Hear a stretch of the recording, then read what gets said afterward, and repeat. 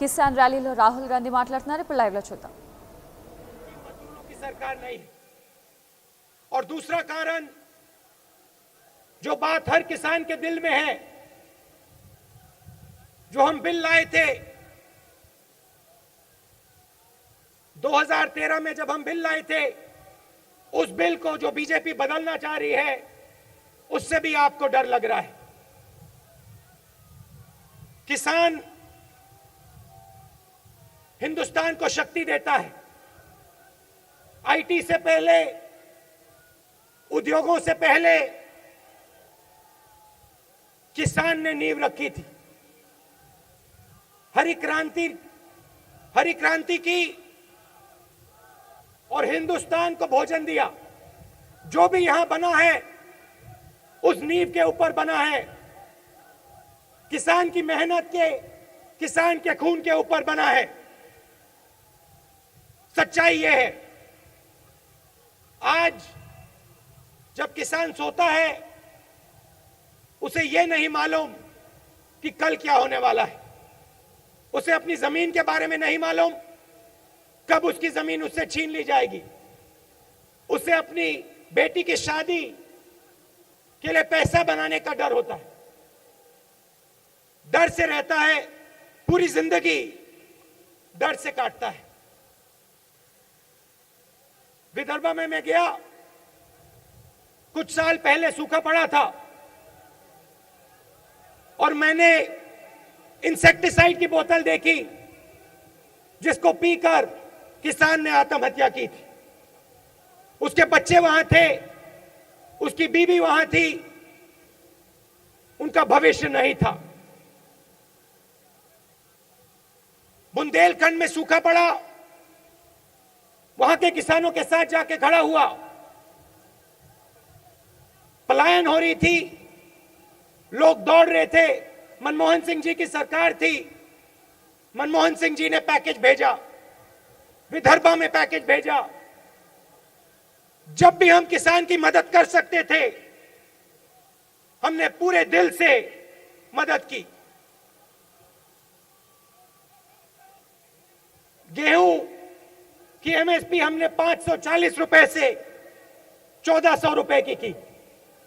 चावल 560 रुपए से 1310 रुपए तक, और गन्ना को हमने 220 रुपए तक आपको दिया। जब आपके ऊपर कर्जा था, आपके लोग हमारे पास आए, किसान आए और आपने हमें कहा कि देखिए बैंक के दरवाजे बंद हैं,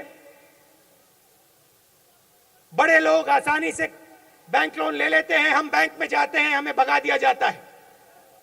विपक्ष के लोगों ने कहा कि कर्जा माफ नहीं होना चाहिए।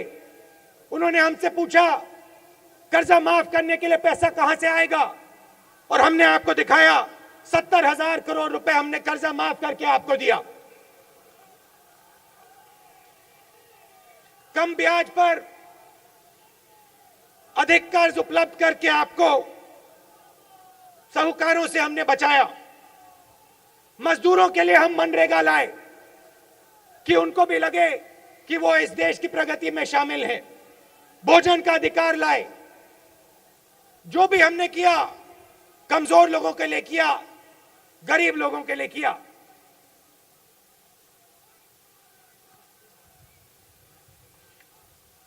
न्यामगिरी में आदिवासियों ने मुझे बुलाया और आदिवासियों ने मुझे कहा, न्यामगिरी में 200-300 युवाओं से मैं बात कर रहा था और उन्होंने मुझे कहा, राहुल जी देखिए, ये हमारी जमीन है, ये जो पहाड़ है ये हमारा भगवान है, इस जंगल से हम जीते हैं।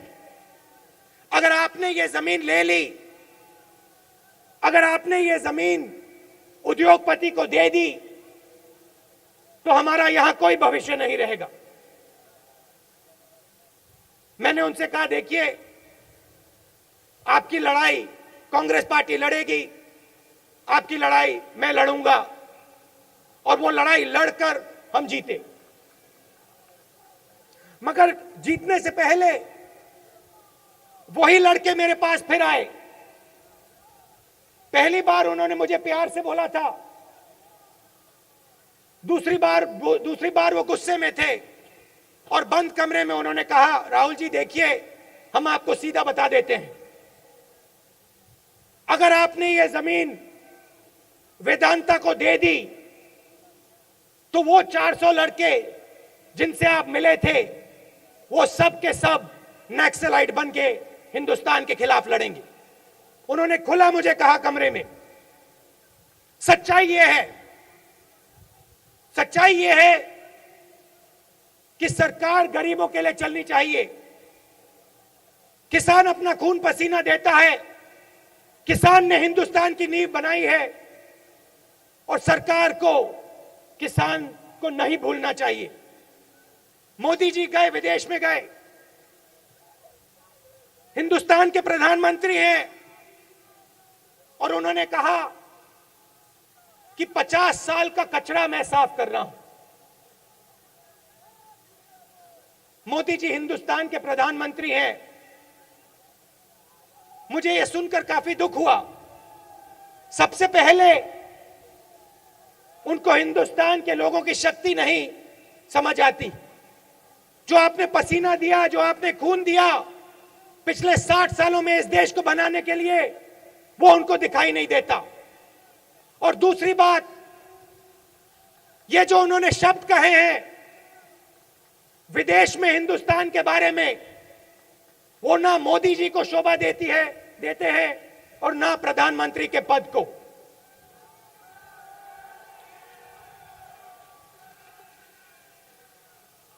न्यामगिरी के बाद भट्टा परसोल में गया और यहां भट्टा परसोल के किसान आए।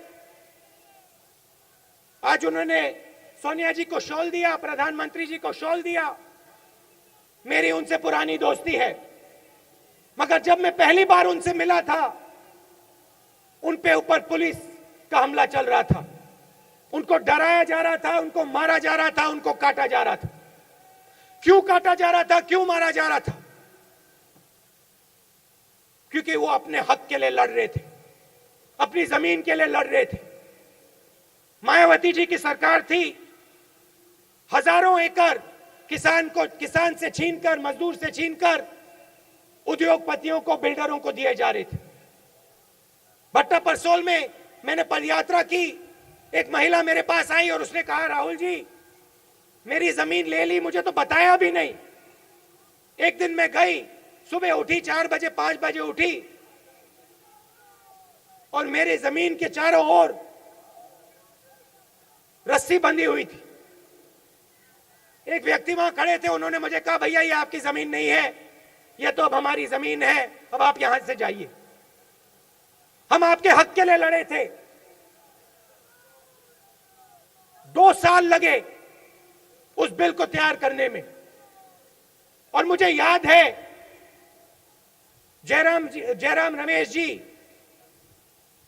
से मैंने बात की थी और उन्होंने मुझे बताया कि मैं सबसे पूछकर यह काम कर रहा हूं। और जिस दिन वो बिल पास हुआ, मैंने अपनी आंखों से देखा है बीजेपी के नेता पार्लियामेंट के मेज पे ऐसे अपना हाथ थपा रहे थे। तो क्या बदल गया उस दिन से और आज में? क्या फर्क है? क्यों उनके नेताओं ने उस बिल को पास किया, ताली बजाई, समर्थन दिया और फिर आज ऑर्डिनेंस के माध्यम से, पार्लियामेंट से नहीं, लोकसभा राज्यसभा से नहीं, ऑर्डिनेंस से उस बिल को मानने की कोशिश कर रहे हैं।